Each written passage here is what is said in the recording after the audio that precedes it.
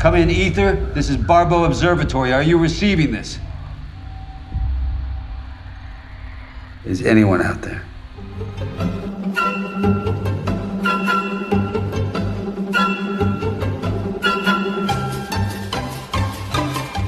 And we're back. What's up, everybody? Happy New Year. I missed you guys all over Christmas. And now we're back, and guess what? It's a little review of a brand new Netflix original movie. What else would I be kicking off the new year with? That's right. It's what we did for the majority of last year. Why not this year, huh?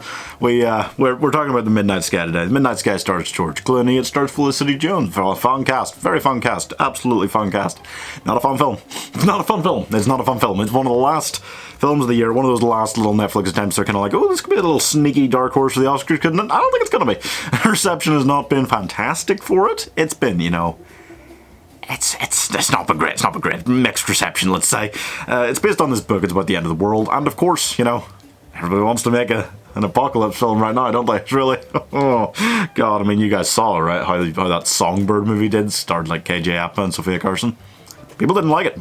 People didn't like it. That was directly about coronavirus. I don't even know what this is about. It's about this guy who stayed behind in the North Pole-ish area when all of the other people left to go somewhere else because this thing of some nature is spreading across the earth and it's killed most of the people and the rest are going to die. They seem pretty certain that they're going to die. George Clooney's already dying of cancer, so double down on the death, and he's just kind of like, nah, I'm just going to stick around here at this station place. But when he finds that there's this ship that was on this previously unknown about moon around Jupiter, I'm not going to swear to that, and he finds out they're coming back without knowing about what's happened here on Earth. He tries to go with this little girl that he finds to a place even further north to contact them and tell them to turn around, basically. Tell them to fuck right back off to where they came from. So yeah, there's been an accident. That's all you get. We don't know what it is. I don't know what it is. Something destroyed the Earth. And half of the film is George Clooney and this small girl and their little, you know, very, very isolated kind of adventure. And then the other half is the crew on the ship. And that's much more lighthearted because they don't know anything's happened. And the clashing of those styles is quite something. It's quite something, you know. You're going in wondering very much, is this going to be one of those films that is, you know, big, huge, massive, and also kind of Oscar-y? Or is it going to be one of those films that's high concept, sci-fi, small box thinking, doesn't really work out? Here's my 1 minute review for The Midnight Sky. Your own life is just slipping away. That's why I have to contact them.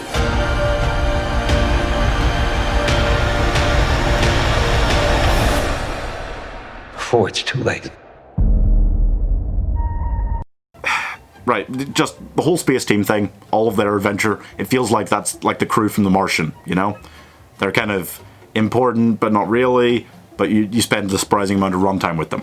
George Clooney isn't exactly the kind of Matt Damon-y Martian role, you know, it's definitely a lot less fun down there, but he is good, he acts it well, but I feel like these two halves of they're not two halves of the same film. I think it's easy to dismiss a film that doesn't tell you what's going on in the world, you know? Because it's so self-involved, so self-important about its own story and exactly what's happening within it, that it refuses to tell you anything about the world outside of that. It doesn't feel slow, actually. It's quite nicely paced.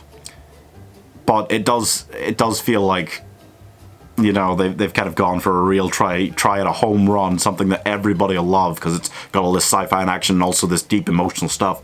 And it feels like they don't really achieve on either, because what they're trying to do for both is so diluted by the other. Anyway, I'm giving The Midnight Sky 72 out of 100, okay? A lot of people are being a lot more harsh on it than that. You know, I've talked about it quite harshly, but only because I kind of want to explain that, you know, there are problems with it, and I acknowledge that. But I kind of enjoyed it pretty well anyway.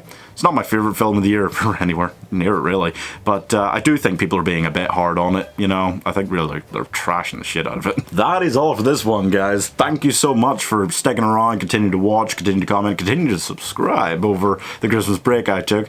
But you know, we're getting up there, pretty close to 1,000. I'd love that monetization. You know, I'd love that monetization. You can subscribe. You can subscribe.